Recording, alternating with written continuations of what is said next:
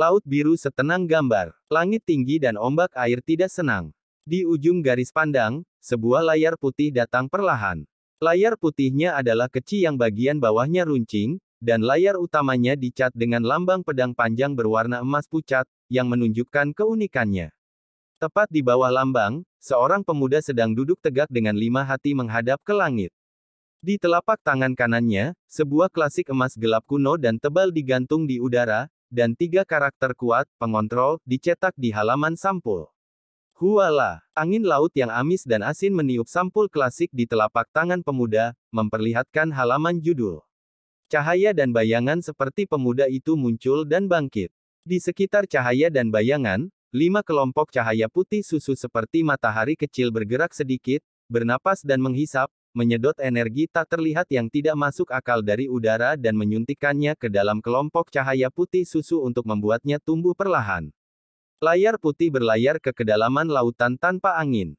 Hari mulai gelap. Matahari terbenam dari permukaan laut di barat, dan bulan terbit dari permukaan laut di timur, memercikkan cahaya bulan yang dingin dan perak, membentuk jalur cahaya tak berujung di laut biru tua dan damai. Malam semakin dalam, dan angin serta ombak semakin besar. Huala, menamparkan layar putih, pecah menjadi tetesan di seluruh langit, dan kemudian jatuh kembali ke laut. Pemuda itu merasakan goncangan kapal yang hebat dan akhirnya perlahan membuka matanya. Pada saat yang sama, sosok dan kelompok cahaya yang tergantung di udara tiba-tiba bergabung menjadi klasik emas gelap, yang menghilang ke telapak tangan pemuda itu. Ketika semuanya sudah tenang, pemuda itu berdiri, berjalan mantap ke haluan kapal, melihat ke kejauhan, sepertinya sedang mencari sesuatu, tetapi akhirnya mengecewakannya. Setelah beberapa saat, dia menoleh dan duduk kembali di bawah lambang layar utama, membisikkan, pemberian Tuhan, memanggil kode yang bersinar lagi, menunjukkan, gambar suci pemberian Tuhan, dan menyerap kekuatan suci, untuk kultivasi. Pemuda itu, bernama Tang Yunxing, berasal dari kota kebenaran, 12 kota utama di wilayah hukum. Latar belakang keluarganya biasa saja, tapi bakatnya sangat luar biasa. Pada usia 18 tahun, ia telah menjadi pengendali utama. Oleh karena itu, dia memenuhi syarat untuk menerima tugas kelulusan dari Akademi Suci Kebenaran, dan datang ke Samudra Biru yang tak berujung untuk berburu dan membunuh binatang laut bernama Raja Ubur-ubur Hantu. Falan Star memiliki 7 lautan dan 6 wilayah, dan di antara ketujuh lautan tersebut, Laut Biru yang tak berujung adalah yang paling luas, menutupi hampir setiap wilayah non-daratan. 6 lautan lainnya tidak sebanding, sehingga lahirlah keluarga laut tanpa batas. Raja Ubur-ubur Hantu yang ingin diburu Tang Yunxing adalah ras yang sangat lemah di dekat kota Weilan. Ukuran ubur-ubur hantu sangat kecil, namun jumlahnya mengerikan.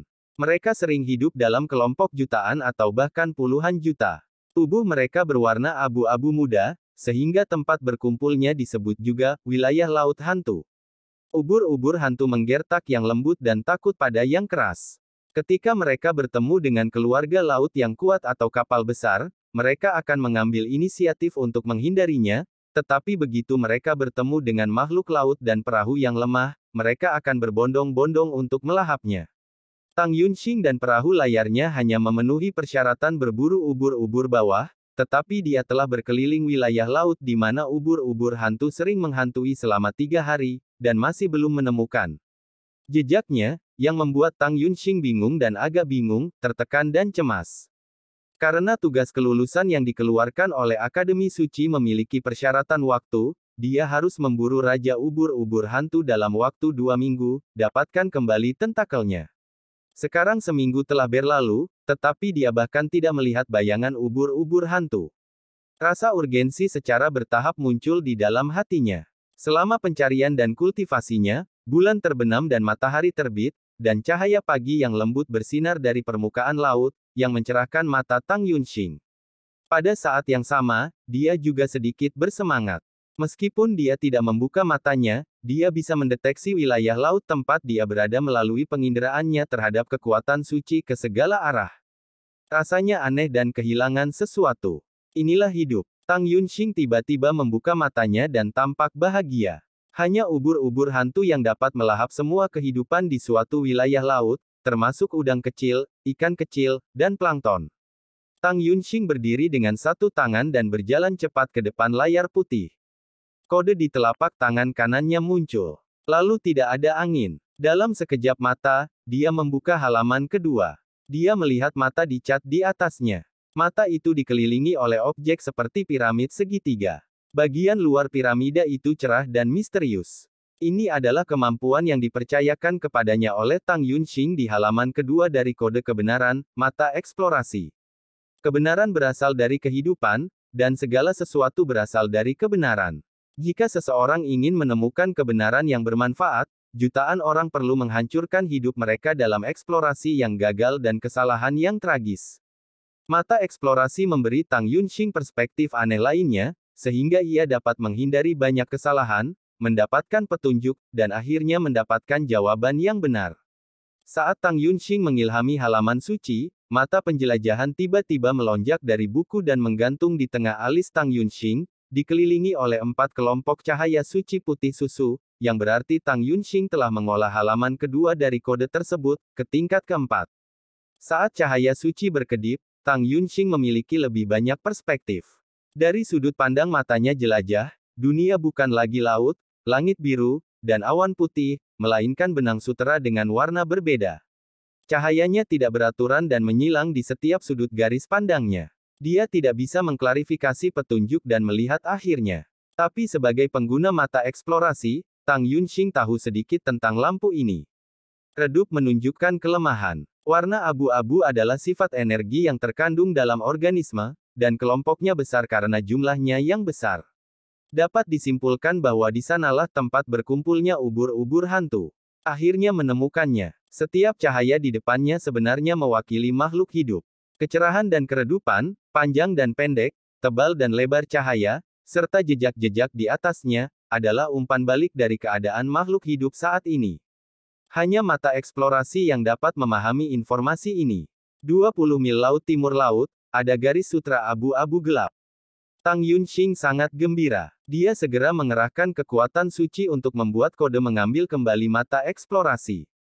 Kemudian dia kembali ke halaman pertama dan memanggil gambar suci yang diberikan oleh Tuhan. Dengan kekuatan suci dasar yang agung, dia mengemudikan perahu layar di bawah kakinya dan melesat pergi seperti cangkang, membuat gelombang setinggi 10 kaki di belakangnya. Dalam 10 menit, Tang Yunxing tiba di tepi wilayah laut hantu. Dia tidak berani mendorong perahu layar ke depan, karena nanti dia akan berperang dengan Raja Hantu Ubur-ubur. Setelah perahu layar terpengaruh, itu akan hancur berkeping-keping dalam sekejap. Dengan kekuatan Tang Yunxing saat ini, akan sangat sulit mengandalkan kekuatan suci untuk mendukungnya dari laut ke darat. Setelah menguji sejenak di tepi, Tang Yunxing membungkus kakinya dengan kekuatan suci, melompat dari perahu layar dan mendarat di laut. Saat ini, ada gelombang kecil di laut, tetapi Tang Yunxing berdiri di atasnya dengan stabil seperti di darat. Namun, dengan kekuatannya saat ini, dia tidak dapat mendukungnya terlalu lama, jadi dia harus segera mengambil keputusan. Wow, halaman suci telapak tangan kanan berputar dan halaman ketiga muncul. Itu dicetak dengan cambuk emas pucat penuh duri. Ini disebut cambuk kekeliruan. Yang disebut kekeliruan adalah kesalahan, yang berlawanan dengan kebenaran.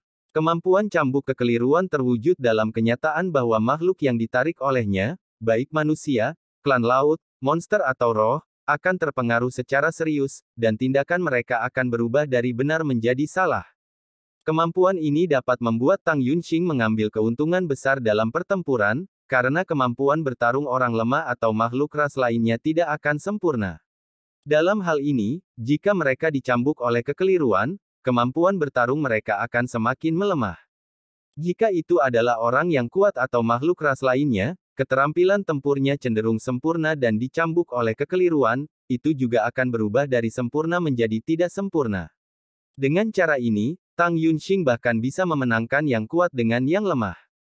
Pada saat ini, ada 5 lampu yang bersinar di sekitar cambuk kekeliruan Tang Yunxing, yang berarti bahwa Tang Yunxing telah mengembangkan tingkat kecocokan dari halaman ketiga kode ke tingkat kelima, dan tingkat kecocokan halaman suci sesuai dengan nomornya halaman kode, yaitu hukum kekuatannya sendiri.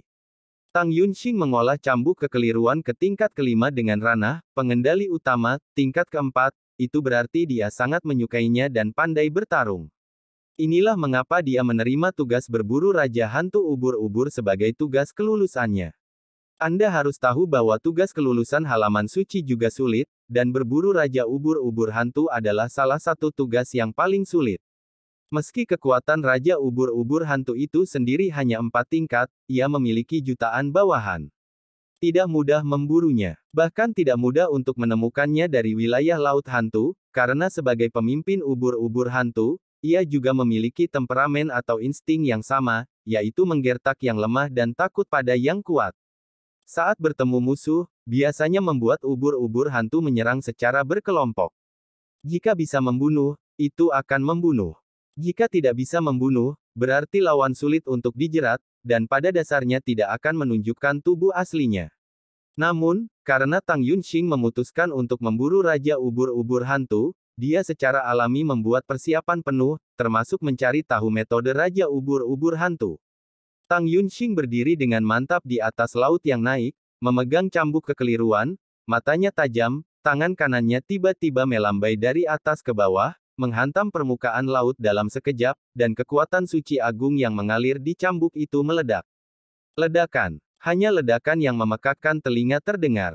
Wilayah laut hantu abu-abu muda yang tak berujung terbagi menjadi celah selebar tanah oleh cambuk kesalahan. Dengan ombak yang menjulang setinggi beberapa kaki, itu jatuh dengan deras, dan cambuk menyebar lebih luas. Gulu-gulu. Ubur-ubur hantu yang tak terhitung jumlahnya mengapung dari dasar laut seperti gelembung. Menunjukkan warna biru muda setelah mati. Pada saat yang sama, ribuan ubur-ubur seukuran telapak tangan tiba-tiba muncul dari laut dan menyerbu Tang Yunxing.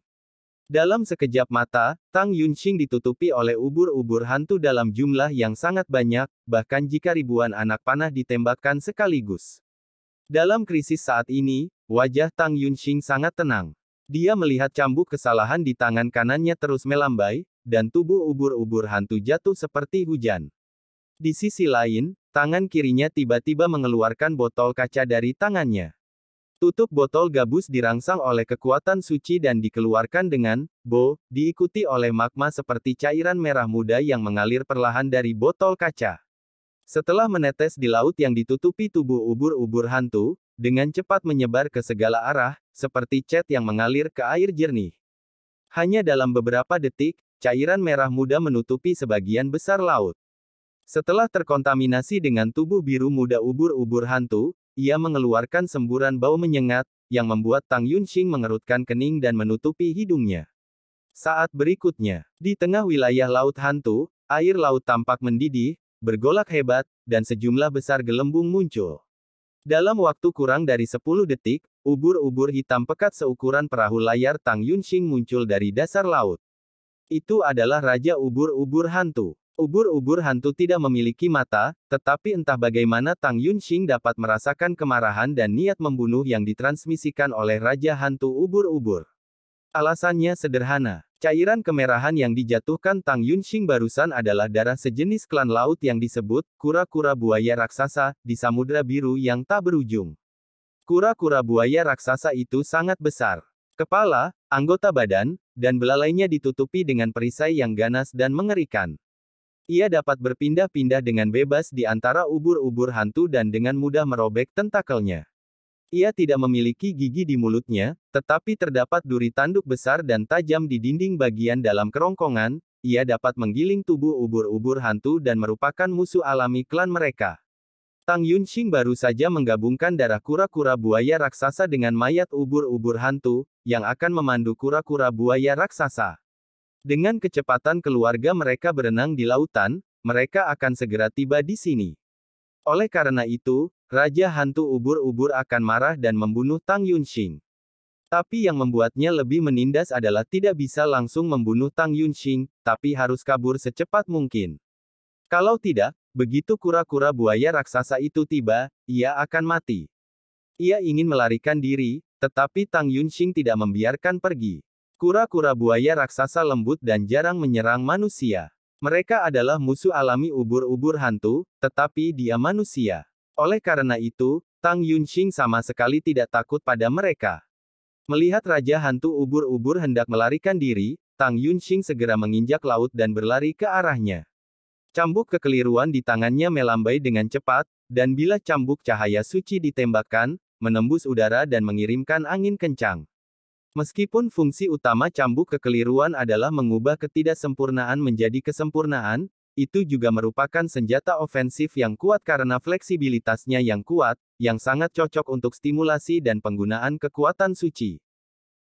Bila cambuk cahaya suci Tang Yunxing menghantam tubuh Raja Ubur-ubur Hantu, meninggalkan bekas cambuk yang sangat dalam, meninggalkannya dengan darah biru tua di laut, tetapi ia bahkan tidak berani berbalik dan lari begitu saja. Jika terus seperti ini, Tang Yunxing dapat dengan mudah membunuh Raja Ubur-ubur Hantu selama pengejaran, tetapi kenyataannya tidak mungkin, karena begitu Raja Ubur-ubur Hantu merasakan krisis kematian yang sebenarnya, dia akan melawan terlepas dari segalanya. Itu adalah momen krisis yang sebenarnya dan momen untuk menguji pertempuran dan kemampuan beradaptasi Tang Yunxing yang sebenarnya. Raja Ubur-ubur Hantu dan Tang Yunxing saling mengejar di laut. Dalam sekejap mata, sudah setengah jam. Meski tubuh sang pembentuk dipenuhi bekas cambukan, bukan berarti harus terluka parah sama sekali. Wajah yang terakhir sedikit pucat. Ini karena kekuatan suci telah melewati terlalu banyak. Jika terus seperti ini, situasinya akan menjadi buruk. Tang Yunxing menggigit giginya. Tepat ketika dia akan menggunakan kemampuan yang diberikan kepadanya di halaman 4 dari kode kebenaran, dia tiba-tiba merasakan krisis yang kuat, yang membuat rambutnya naik dan tangannya gemetar. Hampir tanpa sadar, Tang Yunxing menyingkirkan cambuk kekeliruan, membalik kode kembali ke halaman kedua, menunjukkan matanya eksplorasi dan melihat ke ujung lautan di kejauhan. Di dunia interles cahaya, ribuan lampu bergetar keras. Segera setelah itu, Tang Yunxing menemukan bahwa cahaya yang mewakili Raja Ubur-ubur Hantu di dekatnya juga mulai bergetar hebat, yang sepertinya berasal dari ketakutan di lubuk jiwa. Tang Yunxing mengalihkan pandangannya untuk menjelajah dan menemukan bahwa Raja Hantu Ubur-ubur yang melarikan diri tidak jauh di depannya tiba-tiba membalikkan tubuhnya dan berenang dengan cepat ke arah belakang. Dia tidak lagi peduli dengan Tang Yunxing atau bahkan kura-kura buaya raksasa yang ai di belakangnya. Apa yang membuatnya melawan rasa takut akan musuh alaminya? Sifat itu adalah keberadaan yang lebih kuat. Sementara Tang Yunxing sedang berpikir, di ujung pandangan mata telanjangnya, gelombang yang menjulang setinggi lebih dari 10 meter bergulung ke arahnya. Di bawah gelombang, ratusan orang laut dengan panik melarikan diri. Piranha laut dalam, bukankah mereka makhluk ribuan meter di bawah laut dalam? Paus. Apakah mereka piranha dengan paus darah laut? Ular bertanduk, ikan bernapas api, oktapus setan. Apa yang mereka takutkan? Kota kebenaran terletak di ujung paling barat yurisdiksi dan tidak jauh dari garis pantai. Oleh karena itu, Tang Yunxing belajar banyak tentang samudera biru tak berujung di Akademi Suci. Saat ini, hampir semua makhluk laut yang dia identifikasi di bawah ombak adalah makhluk laut yang kuat di samudera biru yang tak berujung. Dibandingkan dengan mereka, ubur-ubur hantu hanya dapat dianggap sebagai plankton kecil, termasuk makhluk laut tingkat kelima dan keenam, tetapi mereka semua melarikan diri sekarang, yang berarti bahwa makhluk yang mungkin ada setelah gelombang setidaknya lebih dari urutan ketujuh, atau klan laut yang mereka takuti secara alami. Tang Yunxing khawatir dengan situasinya saat ini, tetapi dia tidak tahu bagaimana menghadapinya. Dia tidak bisa melarikan diri, karena hewan laut dan ombak besar naik terlalu cepat darinya. Sekarang satu-satunya cara adalah membungkus dirinya dengan kekuatan suci dan tenggelam ke laut yang lebih dalam untuk menahan hantaman ombak besar. Adapun orang laut, Tang Yunxing tidak lakukan saja. Tang Yunxing membisikkan, hadiah ilahi, dan kode di telapak tangan kanannya muncul, membuka halaman pertama, dan ikon hadiah ilahi muncul. Semua kekuatan suci yang tersisa melonjak, membentuk lapisan kekuatan suci setebal baja di permukaan tubuh Tang Yunxing, lalu dengan cepat tenggelam ke dasar laut di bawah kendalinya. Hewan-hewan laut berenang liar dan datang dalam sekejap. Mereka bolak-balik di sekitar Tang Yunxing. Dalam kepanikan, banyak hewan laut langsung menabrak Tang Yunxing. Benturan dahsyat itu hampir menggusur jeroan Tang Yunxing dan darah tumpah dari bibirnya, tetapi dia tidak punya waktu untuk mengkhawatirkannya. Sebaliknya, ia tenggelam lebih dalam ke dasar laut melalui benturan, untuk menghindari gunung seperti ombak. Sebelum ombak tiba, arus bawah yang mengerikan itu melonjak. Tang Yunxing dipukul seperti pedang, membuatnya terpental seperti bola kulit dan membunuh kekuatan sucinya pada saat bersamaan. Melihat bahwa kekuatan suci semakin berkurang, Tang Yunxing memiliki ketakutan di matanya, tetapi dia mengertakkan gigi dan bersikeras sampai kekuatan suci menjadi semakin lemah, dan akhirnya jatuh koma. Ketika Tang Yunxing bangun, dia menemukan dirinya terbaring di laut mengambang. Gelombang besar setebal tembok kota berangsur-angsur menghilang. Ada tubuh orang laut mengambang di mana-mana. Dilihat dari jejak-jejak yang ditinggalkan oleh mayat-mayat itu, kebanyakan dari mereka dibunuh oleh orang laut lain atau oleh ombak. Tetapi beberapa orang laut mati secara aneh. Mereka tidak memiliki luka di tubuh mereka. Tang Yunxing menduga bahwa mereka kemungkinan besar akan ketakutan setengah mati hidup-hidup. Begitu pemikiran ini muncul, Tang Yunxing, yang baru saja melarikan diri dari kematian, tiba-tiba membangkitkan rasa kewaspadaan yang kuat. Meskipun laut tenang saat ini, dia tahu bahwa ini adalah daerah yang paling berbahaya, karena klan laut yang mengerikan ada di sini, dan faktanya, Tang Yunxing telah menemukannya. Di barat, hanya beberapa ratus meter darinya, seekor naga laut besar, yang tidak tahu panjangnya, sedang berenang perlahan di dasar laut, sesekali menampakkan tubuh rampingnya. Potongan sisik naga seukuran telapak tangan Tang Yunxing berkilauan dan bergerak lembut di bawah sinar matahari. Sisik naga ini rapi dan teratur, dan setiap bagian menunjukkan tepi vertikal poligonal, memberi orang perasaan tajam. Ini naga laut. Tang Yunxing terkejut. Berbicara tentang naga laut, semua orang tahu tentang mereka di 7 lautan dan 6 wilayah, karena mereka adalah klan laut terkuat di Samudra Biru yang tak berujung, dan bisa disebut bangsawan dan penguasa. Bahkan bayi naga yang baru lahir memiliki kekuatan puncak tingkat keempat, yang lebih kuat dari Tang Yunxing. Dalam umur panjang mereka, mereka tidak berlatih bahkan dari awal sampai akhir, itu juga secara alami dapat menjadi eksistensi yang kuat dari urutan 6 dan bahkan urutan 7. Pemimpin klan naga laut, Kaisar Naga Laut, memiliki kekuatan yang kuat tingkat 11, sangat dekat dengan tingkat 12, dan merupakan salah satu yang terkuat di 7 lautan dan 6 wilayah. Anda harus tahu bahwa meskipun 10 besar, hanya ada satu yurisdiksi. Ini cukup membuktikan kekuatan dahsyat klan naga laut.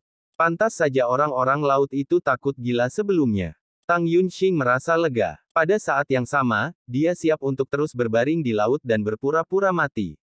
Pertarungan dengan ubur-ubur hantu dan tindakan memadatkan perisai dengan kekuatan suci telah menghabiskan semua kekuatan sucinya. Oleh karena itu, dia hampir tidak ada di mata naga laut. Tentu saja, meski dia yang paling kuat, dia hanya setara dengan plankton di matanya. Saat Tang Yunxing dipenuhi dengan emosi, matanya tiba-tiba tertuju ke kejauhan. Naga laut selalu mengambang di belakang laut. Dia melihat seorang gadis halus mengenakan gaun biru laut dan basah kuyup. Dia berbaring miring dan sepertinya sudah mati. Bisa jadi koma. Mengapa ada seorang gadis di naga laut? Tang Yunxing melayang di laut, membuka matanya dan melihat ke langit, tidak dapat memahaminya di dalam hatinya. Apakah karena ketika naga laut berenang, ia secara tidak sengaja menabrak kapal yang lewat dan jatuh terlentang? Atau apakah itu diambil oleh naga laut dari laut dan diletakkan di punggungnya sebagai ransum? Yang pertama lebih mungkin daripada yang terakhir. Meskipun Tang Yunxing sering ditakuti oleh ibunya ketika dia menangis ketika dia masih muda dan akan dimakan oleh naga laut jika dia menangis lagi, menurut pengetahuan yang dipelajari dari halaman suci nanti, naga laut tidak pernah mengambil manusia sebagai makanan, karena selain hakim di atas tingkat ketujuh, bahkan penegak hukum dan pengontrol di antara elit manusia, mereka adalah hal yang kotor di mata mereka dan tidak akan pernah menggigit dengan mudah.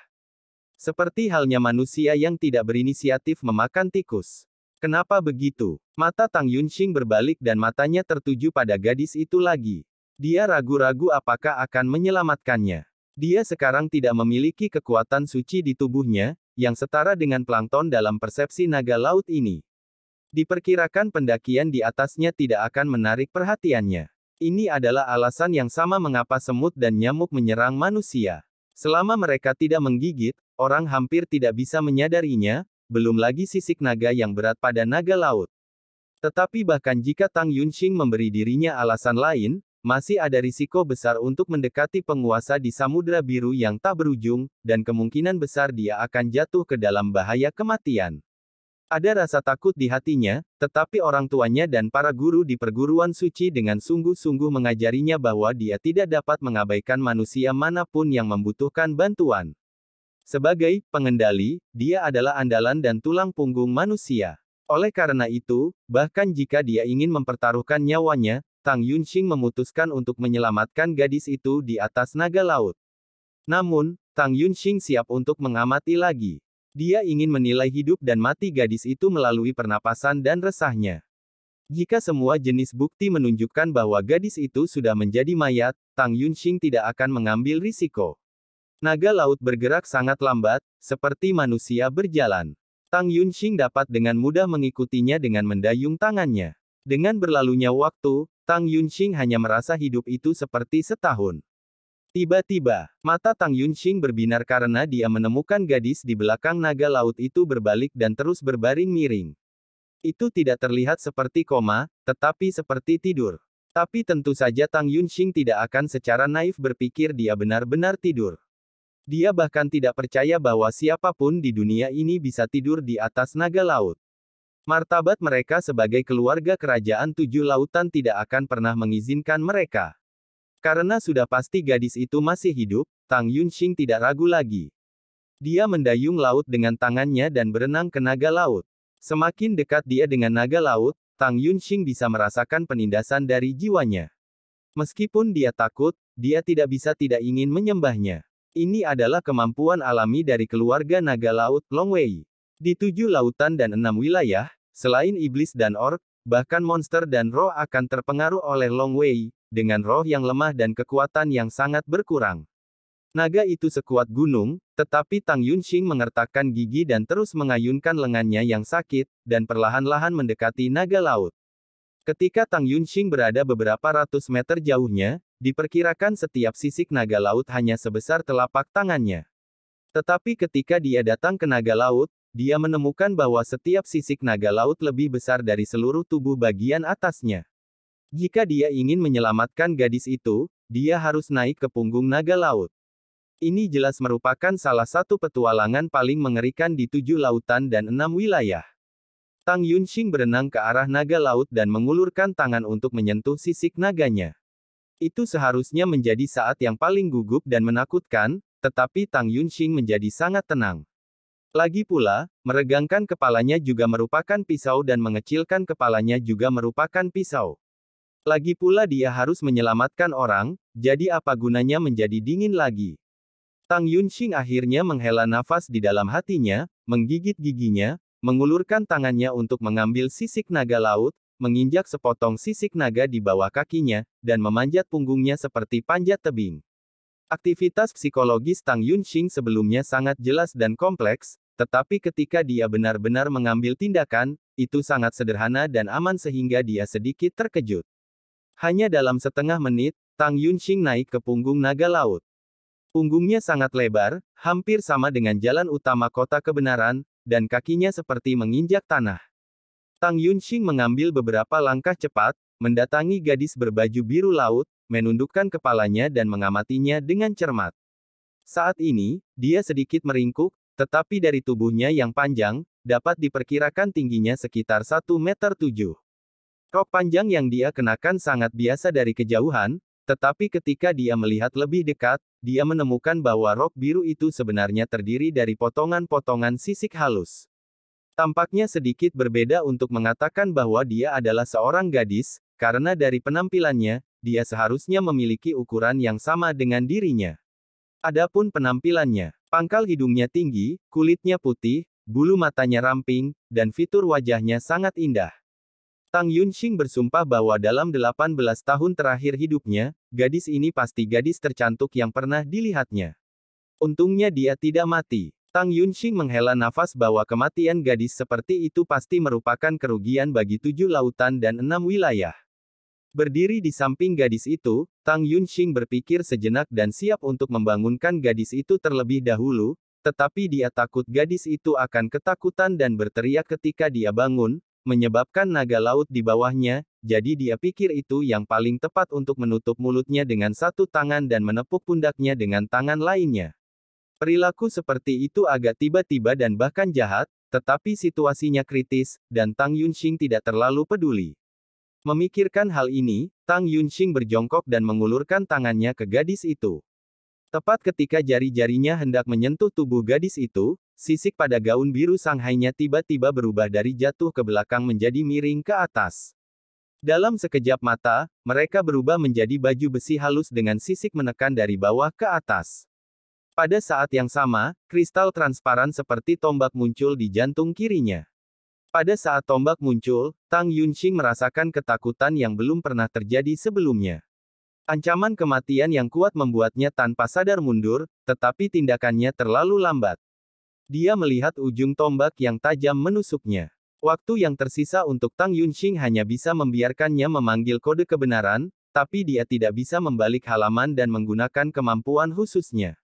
Oh, tombak transparan menembus dadanya tanpa halangan. Dia hanya merasakan sakit yang tajam dari lukanya, diikuti oleh matanya dan menjadi kabur. Kesadarannya berangsur-angsur memudar, dan cahaya di matanya dengan cepat menghilang, hanya menyisakan rasa keengganan, kebingungan, dan penyesalan yang kuat. Dia tidak tahu apa yang terjadi. Dia baik hati mempertaruhkan penyakitnya untuk menyelamatkan orang. Dia tidak diperhatikan oleh naga laut. Sebaliknya, dia dibunuh oleh orang yang ingin dia selamatkan. Ini adalah jalan kematian yang tidak pernah dia pikirkan. Dia berjalan dengan sia-sia, mundur 2 langkah tanpa daya, dan jatuh dengan keras di punggung naga laut. Tombak transparan itu tiba-tiba menghilang tanpa suara. Dengan puff, dada Tang Yunxing menyemburkan darah merah, yang segera mengalir ke seluruh tanah dan mengalir ke segala arah.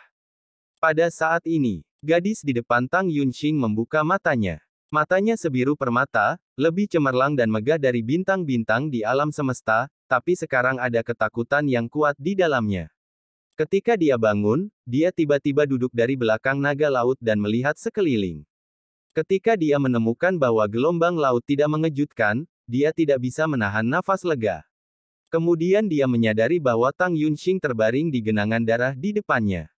Hatinya penuh dengan kebingungan. Matanya mengembara dan menemukan bahwa luka fatal di dada Tang Yunxing berbentuk bulat. Dia segera mengerti apa yang sedang terjadi, wajah cantik itu mau tidak mau menunjukkan tampilan yang rumit. Saya tidak tahu apakah harus meminta maaf atas kematian Tang Yunxing atau mengabaikannya. Karena dia tidak tahu apakah upaya Tang Yunxing untuk menyentuh tubuhnya adalah niat baik atau kedengkian. Anda tahu, ketika dia dalam keadaan koma, efek perlindungan dari armor skala naga terlepas dari musuh dan saya. Bahkan ayah dan kaisarnya bisa menikamnya. Gadis itu duduk di depan tubuh Tang Yunxing dan berpikir sejenak. Dia memutuskan untuk membuang tubuh Tang Yunxing ke laut dan memberinya pemakaman yang layak, pemakaman laut.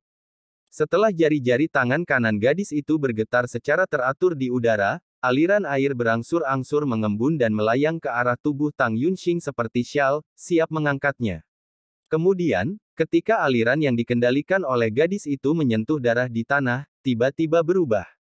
Gadis itu merasa seolah-olah ada sesuatu di tubuhnya yang tiba-tiba bergetar, diikuti oleh cahaya biru muda di tengah alisnya.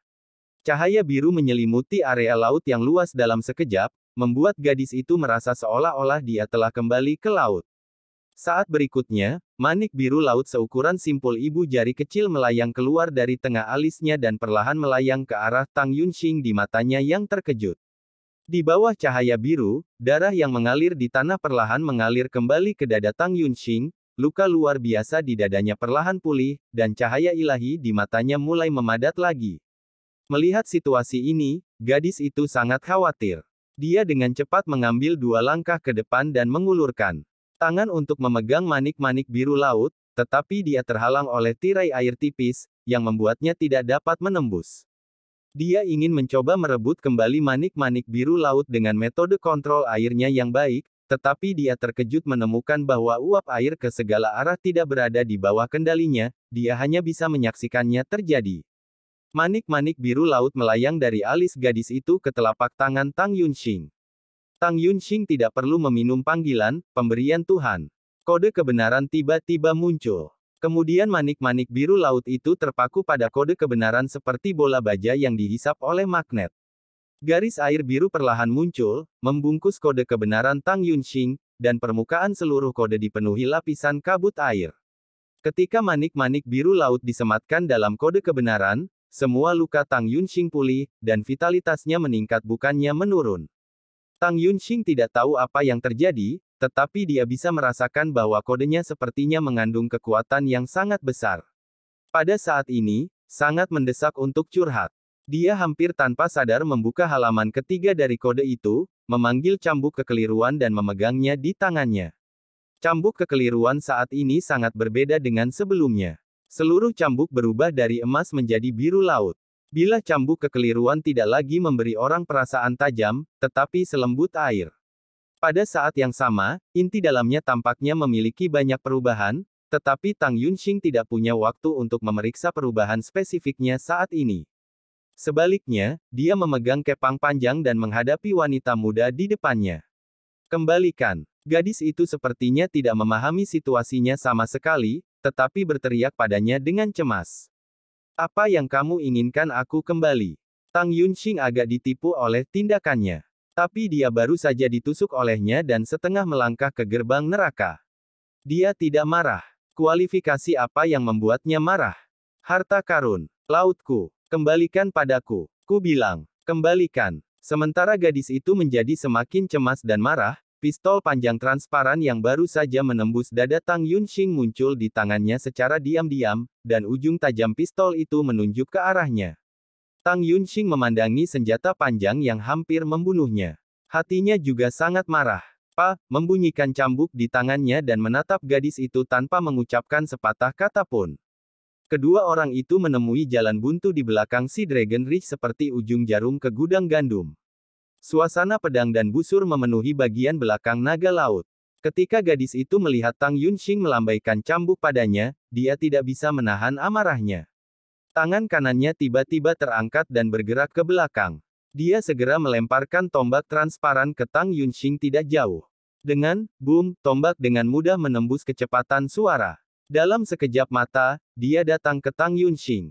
Kode kebenaran di telapak tangan kanan Tang Yunxing, berdentang, diputar dan akhirnya diperbaiki di halaman kedua, kemampuan untuk menjelajahi mata segera diberikan kepada Tang Yunxing. Dengan bantuan mata penjelajahan, jejak tombak transparan itu segera terlihat jelas. Dia dengan lembut melambaikan cambuk di tangannya, dan cambuk itu berputar. Dia langsung mengikat tombak yang dilemparkan oleh gadis itu dengan kuat. Setelah kekuatannya dihilangkan, ketika tangan kanan gadis itu ditarik keluar dari udara tipis, Tang Yunxing merasa bahwa tombak panjang itu menunjukkan tanda-tanda kendur. Dia segera mendesak cambuk kesesatan dengan kekuatan suci untuk mengikatnya lebih erat, seperti ular sanca yang terjerat dengan mangsanya. Pada saat yang sama, Tang Yunxing memperhatikan bahwa tombak transparan pihak lain tampaknya semakin pendek dan tipis, sementara cambuk palsunya semakin panjang dan tebal.